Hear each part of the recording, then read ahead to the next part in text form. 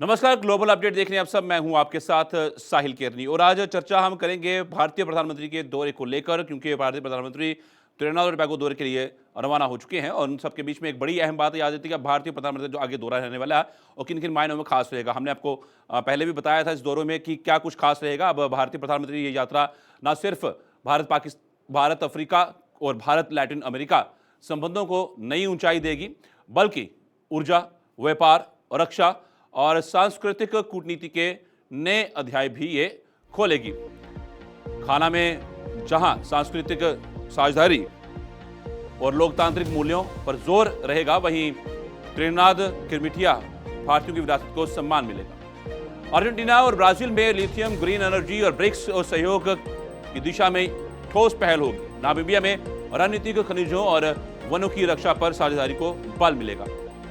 ये दौरा ऐसे समय हो रहा है जब भारत वैश्विक दक्षिण का नेतृत्वकारी चेहरा बनकर उभर रहा है। क्या यह यात्रा 21वीं सदी की नई विदेश नीति का एजेंडा तय करेगी? ये बहुत इंपॉर्टेंट रहेगा। तो बात करेंगे अर्जेंटीना की। अर्जेंटीना का दौरा प्रधानमंत्री नरेंद्र मोदी का रहेगा, तो क्या कुछ खास रहेगा और उसमें कितना फायदा भारत को होगा और किस तरीके से होगा, उससे भारतीय प्रधानमंत्री अर्जेंटीना की धरती पर पहुंचेंगे। ये दौरा केवल राजनयिक औपचारिकताएं नहीं, बल्कि रणनीतिक, व्यापार और खनिज कूटनीति का एक ऐतिहासिक पड़ाव है। पीएम मोदी की मुलाकात अर्जेंटीना के राष्ट्रपति जावियर मिलेई से होगी, जहां दोनों देशों के बीच बड़ा समझौता हो सकता है। लिथियम व्यापार और इलेक्ट्रिक व्हीकल बैटरी साझेदारी पर भी समझौता हो सकता है। जी हां, अर्जेंटीना वही देश है जो दुनिया के सबसे बड़े लिथियम उत्पादक देशों में से एक है और भारत अब वहां से सीधा खनिज आयात करेगा। यह साझेदारी 21वीं सदी के ऊर्जा जरूरतों को पूरा करने के लिए भारत और अर्जेंटीना की साझा प्रतिबद्धता को हो सकती है। इक़्तिसादी, फार्मा, कृषि, डिजिटल टेक्नोलॉजी और विज्ञान के क्षेत्र में भी कई घोषणाएं हो सकती हैं। इस दौरे को भारत की लैटिन अमेरिका नीति में नया मोड़ माना जा रहा है, जहां सिर्फ व्यापार नहीं बल्कि ग्लोबल साउथ की आवाज को एकजुट करने की दिशा में भारत का बड़ा कदम माना जा रहा है। तो क्या अर्जेंटीना के साथ यह गहराता रिश्ता भारत को ऊर्जा सुरक्षा और वैश्विक नेतृत्व के पथ पर आगे ले जाएगा? अर्जेंटीना दौरे से भारत को लिथियम और खनन के क्षेत्र में जो रणनीतिक साझेदारी मिलने जा रही है, उसका सीधा असर भारत की ऊर्जा सुरक्षा, ईवी मिशन और हरित भविष्य पर पड़ेगा। ये फायदे न केवल आर्थिक हैं बल्कि जियो स्ट्रेटेजिक और तकनीकी आत्मनिर्भरता से भी जुड़ा है। और ये बहुत इंपॉर्टेंट दौरा ही भारतीय प्रधानमंत्री का रहने वाला है और इसमें आपको मैं डिटेल से समझाऊंगा कि किन किन चीज़ों में खास ये रहेगा और किस तरह के एमओयू वहाँ पर साइन हो सकते हैं और क्या इस पर इंपॉर्टेंट रहेगा। सबसे पहले अर्जेंटीना का दौरा क्यों खास होगा? नई सरकार, नई शुरुआत, राष्ट्रपति जावियर मिलेई से पहली मुलाकात प्रधानमंत्री नरेंद्र मोदी की, तो बहुत इंपॉर्टेंट ये रहेगा।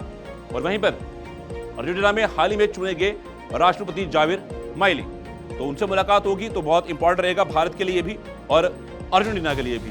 पीएम मोदी की यह पहली आमने सामने की द्विपक्षीय मुलाकात होगी और उसके बाद जो उसमें इंपॉर्टेंट पॉइंट रहेंगे वो ऐसे रहेंगे: रिफॉर्म, फ्री मार्केट और नई वैश्विक भूमिका के पक्षधर उसमें रहेंगे और इसलिए कई नीतिगत सहमतियों की उम्मीद है। अब यह देखना पड़ेगा कि कौन सी नीतियां जो हैं वो होगी। लिथियम और खनन पर रणनीतिक साझेदारी की पूरी उम्मीद जताई जा रही है। भारत 2030 तक पूरा ईवी पे आना है। अर्जेंटीना दुनिया के सबसे बड़े लिथियम उत्पादकों में से एक है और ये जब भारत वहां पहुंचेगा तो बहुत इंपॉर्टेंट होगा। भारत अपने इलेक्ट्रिक व्हीकल मिशन और ऊर्जा भंडारण के लिए अर्जेंटीना से लिथियम की सप्लाई चाहता है, तो उस पर जब सहमति बनेगी तो भारत को उसे साफ तौर पर बड़ा फायदा होगा। यह दौरा लिथियम डिप्लोमेसी के तहत बेहद अहम माना जा रहा है। व्यापार और निवेश को इससे बढ़ावा जो है वो मिलेगा और लिथियम को लेकर लिथियम डिप्लोमेसी दोनों देश दवा, कृषि तकनीक और फूड प्रोसेसिंग, ऑटो पार्ट्स और आईटी में निवेश बढ़ाने की योजना बना रहे हैं। जब भारतीय प्रधानमंत्री मिलेंगे तो उसके बाद एमओयू साइन होंगे, वो बड़े अहम होंगे। अर्जेंटीना भारत को शुद्ध कृषि निर्यातक है। अर्जेंटीना भारत का शुद्ध कृषि निर्यातक है तो उस पर जब भारतीय प्रधानमंत्री बात करेंगे, भारत अर्जेंटीना के लिए दवा और तकनीक का बड़ा स्रोत है।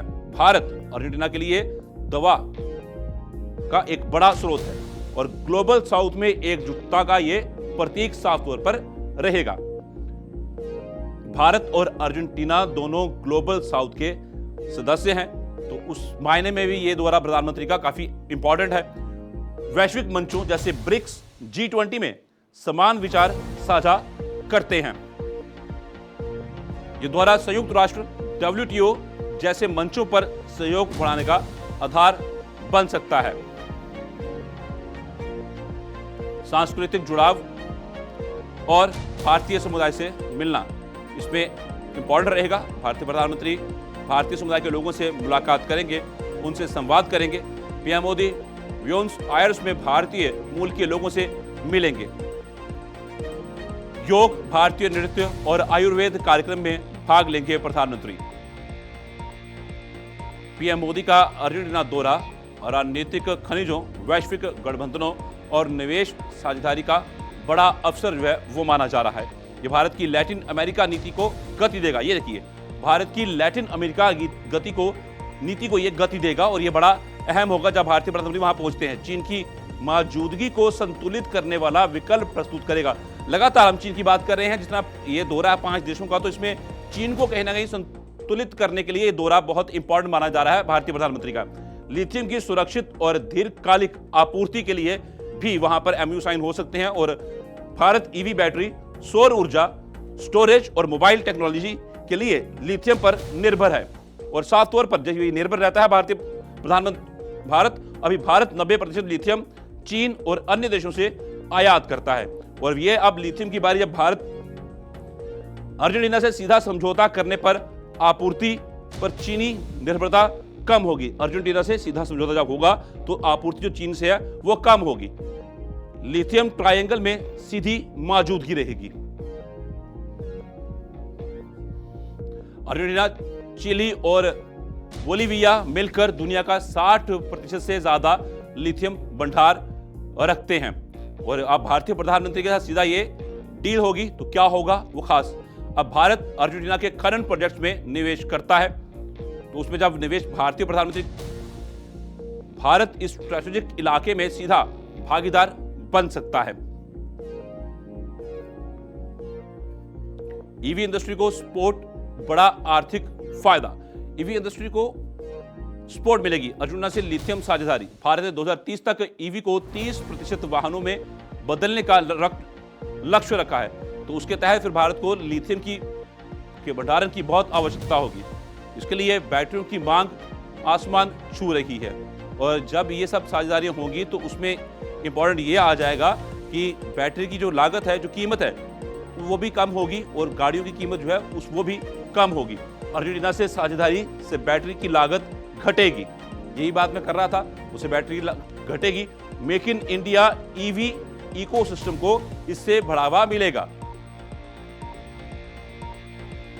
विदेशी मुद्रा की बचत होगी, ये भी सही। अब ये होगी तो क्या आगे आना समय कैसा होगा। लिथियम रिफाइनिंग और टेक्नोलॉजी ट्रांसफर में सहयोग जो है वो मिलेगा। अर्जेंटीना से लिथियम साझेदारी के बाद जो कुछ हो सकता है उसके बारे में जो अनुमान लगाए जा रहे थे मैं वो बता रहा हूं आपको। भारत प्रोसेसिंग और बैटरी बनाने की टेक्नोलॉजी, इससे भारत में वैल्यू एडेड उत्पादन बढ़ेगा और रोजगार भी। चीन को कूटनीतिक संतुलन इसमें मिलेगा साफ तौर पर, और ये बड़ा इंपॉर्टेंट हो जाता है। जब लिथियम की बात आती है तो सबसे ज्यादा भारत चाइना से आयात करता है लिथियम। अब चीन इस समय अर्जेंटीना में सबसे बड़ा लिथियम निवेशक है। भारत की सीधी एंट्री से विकल्प और प्रतिस्पर्धा बनेगी। इससे अर्जेंटीना को भी चीन से बाहर निकलने के रास्ते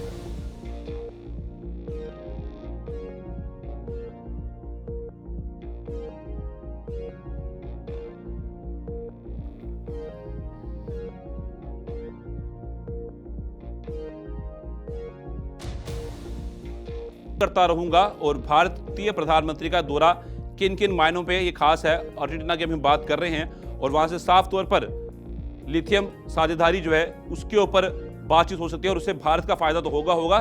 साथ ही साथ कहीं ना कहीं चाइना जो है वहां उससे छुटकारा पाने का अर्जेंटीना को भी रास्ता मिल सकता है। यूं ही हम एक्सप्लेन करते रहेंगे हर एक चीज को पूरे तरीके से।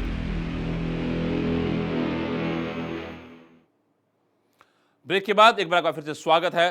दोबारा इस चर्चा को जारी रखेंगे और आपको बताएंगे कि किस तरीके से अर्जेंटीना में जब भारतीय प्रधानमंत्री पहुंचेंगे तो कितना इंपॉर्टेंट भारतीय प्रधानमंत्री के लिए और भारत के लिए ये रहेगा, और लिथियम किस तरह से उसके ऊपर भी बातचीत हो सकती है और उसका आयात करने के लिए किस तरह भारतीय प्रधानमंत्री और अर्जेंटीना में बातचीत संभव होगी और वहां पर MOU साइन हो सकते हैं। अर्जेंटीना से लिथियम साझेदारी, make in India EV ecosystem को इसमें बढ़ावा मिलेगा।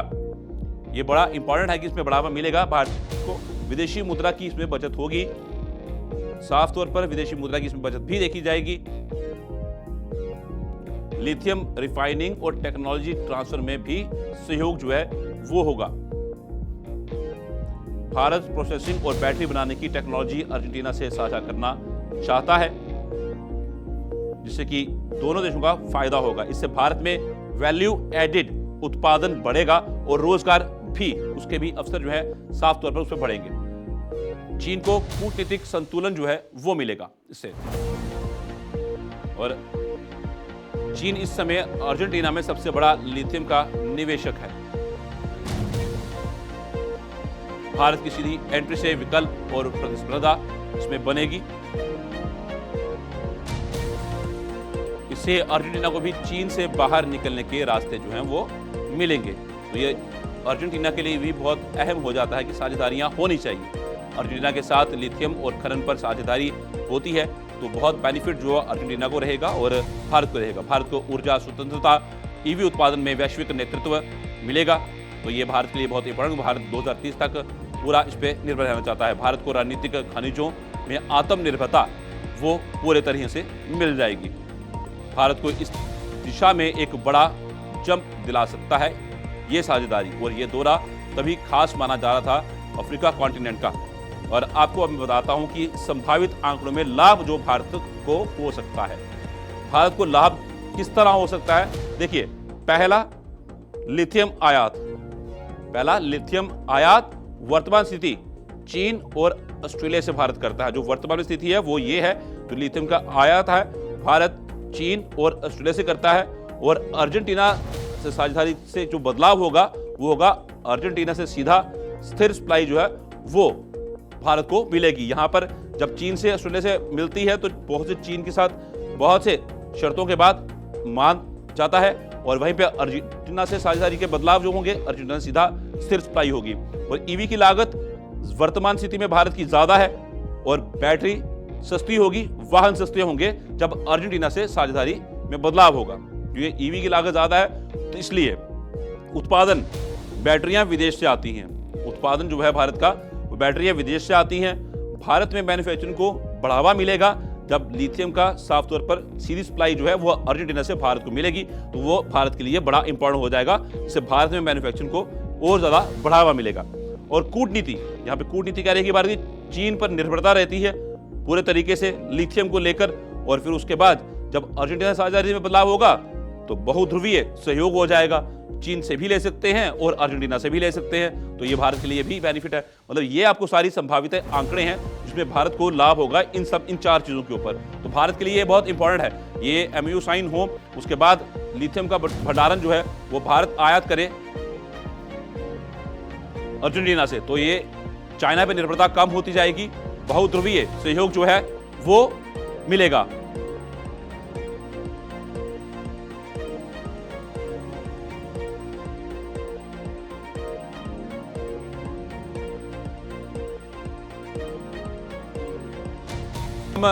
ब्राजील के दौरे को लेकर वहां पर किस तरह से खास प्रधानमंत्री का दौरा रहेगा और क्या कुछ खास उस दौरे के अंदर रहने वाला है।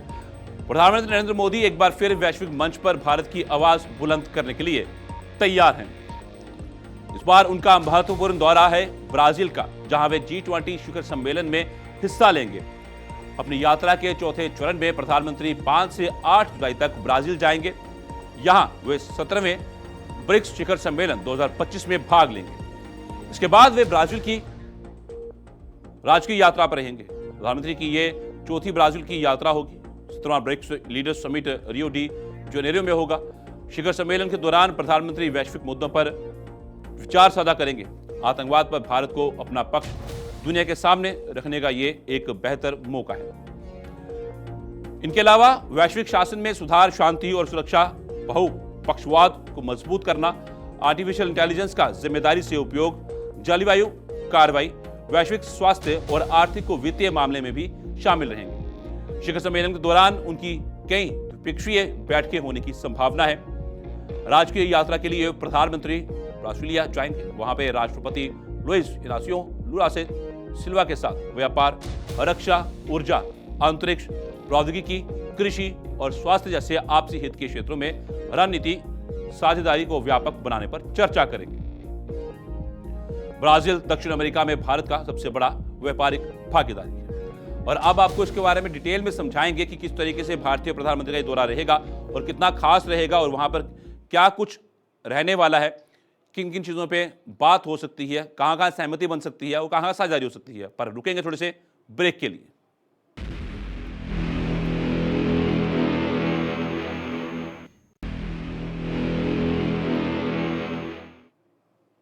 चलिए, ब्रेक के बाद एक बार आपका फिर से स्वागत है और बढ़ते हैं आगे और बात करते हैं ब्राजील को लेकर, ब्रिक्स सम्मेलन को लेकर। तो मैं ग्राफिक्स के माध्यम से समझाना चाहूंगा आपको कितना खास, कितना इंपॉर्टेंट और कितने यहां पर किस तरह की साझेदारियां वो मुमकिन है होना। तो शुरुआत करते हैं ग्राफिक्स के माध्यम से। पीएम मोदी का ब्राजील दौरा क्यों खास है? ब्रिक्स प्लस शिखर सम्मेलन में भागीदारी, ये इंपॉर्टेंट है ब्रिक्स सम्मेलन। ठीक, उसके बाद इसमें भारतीय प्रधानमंत्री ब्रिक्स प्लस समिट में 2025 में हिस्सा ले रहे हैं और वहां पर रशिया भी होगा, चाइना भी होगा। फिर वहां पे बातचीत उस मंच पे जाकर क्या होगी और प्रश्न उत्तर के बाद वो देखना होगा, जिसमें नए सदस्य देशों के साथ ग्लोबल साउथ की आवाज को लेकर भारत की भूमिका अहम होगी। भारत इस मंच पर कृषि, फूड सिक्योरिटी, डिजिटल समावेशन और वित्तीय सुधारों पर ठोस एजेंडा पेश करेगा।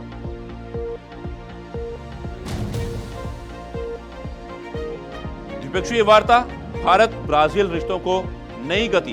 भारतीय प्रधानमंत्री का जो ये दौरा है, यहाँ पे हर एक देश के दौरे के दौरान द्विपक्षीय वार्ता होंगी। ब्राजील के राष्ट्रपति से और प्रधानमंत्री मोदी के बीच द्विपक्षीय वार्ता जो है वो बिल्कुल होगी और उसमें कुछ खास बातें निकल के सामने आ सकती हैं, वो बड़ी इंपॉर्टेंट है। ऊर्जा, रक्षा, खाद्य प्रसंस्करण, जलवायु और फार्मा पर अहम द्विपक्षीय बैठक होगी। भारत ब्राजील के साथ सस्टेनेबल डेवलपमेंट और टेक्नोलॉजी साझेदारी को आगे बढ़ाना चाहता है। ग्रीन हाइड्रोजन और बायो एनर्जी पर सहयोग जो है वो होगा। तो ये देखा जाएगा कि किस तरीके से वहां पर बात होगी जब द्विपक्षीय बात होगी। ब्राजील बायोफ्यूल और ग्रीन एनर्जी का वैश्विक लीडर है, जिसके तहत ये भारतीय प्रधानमंत्री वहां जब पहुंचते हैं तो वहां पर कुछ बातें जो है ये फाइनल होंगी। भारत उसके साथ मिलकर ग्रीन हाइड्रोजन अलायंस को मजबूत करना चाहता है।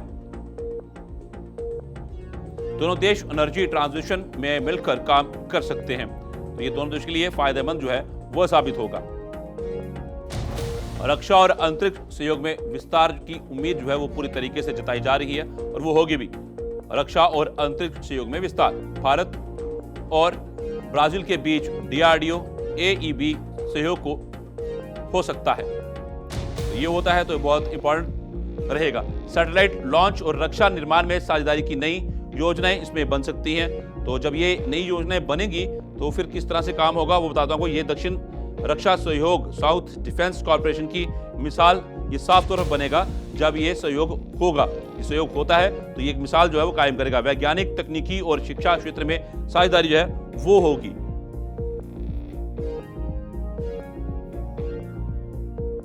भारत ब्राजील के बीच शोध, विश्वविद्यालयों के MOU और कृषि रिसर्च को लेकर समझौते हो सकते हैं।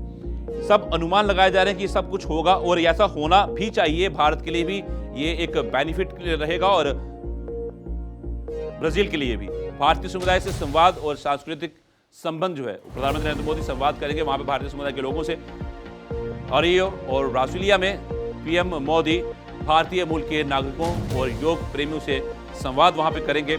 और वहां पर प्रवासियों का हालचाल तो जानेंगे। तो वहां पर भारतीय प्रधानमंत्री जब वहां पहुंचते हैं वहां पर अलग ही छवि होती है। योग, आयुर्वेद और बॉलीवुड ब्राजील में पहले से ही लोकप्रिय हैं। वहां पर भारतीय कम्युनिटी के लोग जो हैं वो काफी तादाद में है। ये भारत की सॉफ्ट पावर को और मजबूत करेगा। ये भारत की सॉफ्ट पावर और मजबूत, चीन के प्रभाव को संतुलन और वैकल्पिक नेतृत्व। मैं इसी पे बात करता हूं। चाइना को कहीं ना कहीं चाइना को संतुलित करने के लिए ये दौरा बहुत अहम है। ब्रिक्स में चीन के वर्चस्व को संतुलित करने के लिए भारत का ये दौरा राजनीतिक संकेत देता है। भारत विश्व नेतृत्व के लिए तैयार है, लेकिन साझेदारी के रास्ते पर, शर्तों पर नहीं, साझेदारी के रास्तों पर। पीएम मोदी का ब्राजील दौरा भारत के लिए अहम है।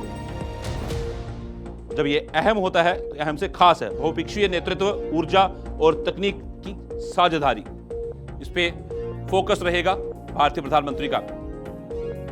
ग्लोबल साउथ की एकता और मजबूती देने वाला ये कदम जो है ये माना जा रहा है। यात्रा दुनिया के ऊर्जा और कूटनीतिक संतुलन में भारत की निर्णायक भागीदारी का संकेत है।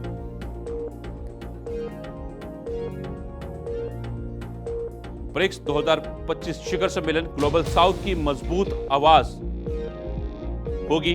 इस सम्मेलन के दौरान ब्रिक्स अब केवल 5 देशों का समूह नहीं रहा है। इसमें और भी देश जो हैं वो जुड़ चुके हैं और कुछ सहयोगी देश भी इसमें जुड़े हैं। 2025 में इसमें 10 प्लस नए सदस्य देश शामिल हो चुके हैं।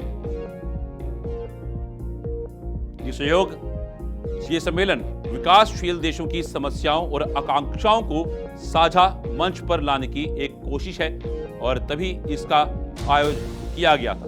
डॉलर वर्चस्व को चुनौती, वैकल्पिक मुद्रा पर यह चर्चा, ये बड़ा इंपॉर्टेंट है। डॉलर की जगह किसी और मुद्रा के ऊपर चर्चा होना इसमें बड़ा इंपॉर्टेंट रोल प्ले करता है। ब्रिक्स देशों द्वारा डॉलर की जगह वैकल्पिक करेंसी पर बातचीत जो है वो हो सकती है। अगर यह सफल हुआ तो यह वैश्विक वित्तीय व्यवस्था में बड़ा परिवर्तन ला सकती है, एक बड़ा कदम हो सकता है। ऊर्जा और खनिज साझेदारी, लिथियम, ग्रीन हाइड्रोजन, बायोफ्यूल, यहां से भी इसी का आयात करने की तैयारी में भारत होगा। अगर भारत, ब्राजील, रूस और साउथ अफ्रीका जैसे देश ऊर्जा सहयोग को लेकर रणनीतिक योजना बना रहे हैं, जब योजना सफल होती है, सस्टेनेबल एनर्जी, ग्रीन ट्रांजिशन और रणनीतिक खनिजों की साझेदारी इस समिट के केंद्र में है। भू राजनीतिक संतुलन, पश्चिमी वर्चस्व के विकल्प की तैयारी जो है वो इस सम्मेलन के दौरान की जाएगी।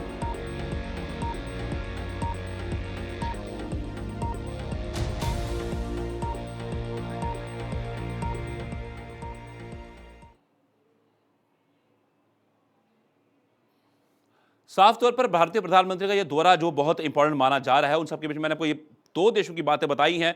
आपको अर्जेंटीना और उसके साथ ब्राजील का दौरा जो भारतीय प्रधानमंत्री करेंगे, द्विपक्षीय बैठकें होंगी, वो कितनी इंपॉर्टेंट रहेंगी और खासतौर मेन फोकस इन दोनों देशों का दौरा जब होगा तो बायोफ्यूल पे रहेगा और उसके साथ लिथियम के ऊपर भी रहेगा, क्योंकि लिथियम किस तरह से उसका आयात किया जाए, क्योंकि भारत को इसकी जरूरत है। भारत 90% लिथियम के ऊपर डिपेंड है और बैटरियां बनाने के लिए लिथियम जो है वो चाहिए ही चाहिए। और फिलहाल भारत जो है वो सिर्फ चाइना के ऊपर निर्भर है और जब MOU साइन होते हैं, साझेदारी होती है, तो भारत अर्जेंटीना से भी लिथियम का भंडारण कर पाएगा। फिलहाल आज की ग्लोबल अपडेट में इतना ही। दीजिए इजाजत, नमस्कार।